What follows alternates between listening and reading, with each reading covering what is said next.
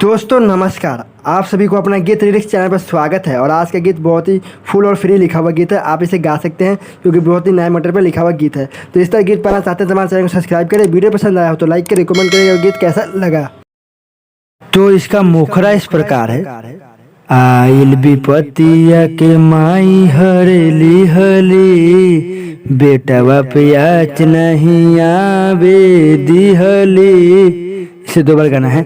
आइल विपतिया के माई हरेली हली, बेटवा प्याच नहीं आवे दिहली। दूर होखला पे भी पास होखली, दूर होखला पे भी पास होखली। माई हरदम हमरा खास होखली। इसे दो बार गाना है। माई हरदम हमरा खास होखली। अब इसका अंतरा इस प्रकार है। माई के सेवा खातिर तरसेले देवता, बेटा पेठवा ले बा माई तो के नेवता। इसे दो बार गाना है। माई की सेवा खातिर तरसेले देवता, बेटा पेठवा ले बा माई तो के नेवता।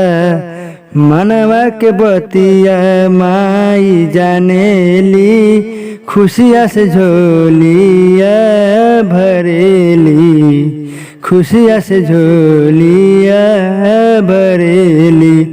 दूर होखला पे भी पास होखली, माई हरदम हमरा खास होखली।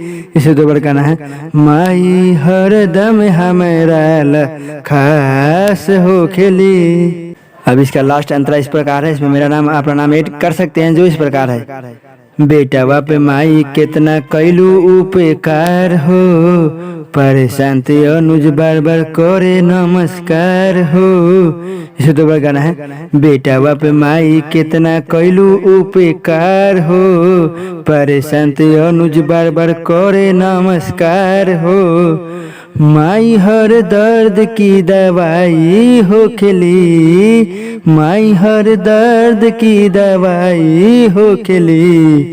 दूर होखला पे भी पास होखली, माई हरदम हमरा खास होखली।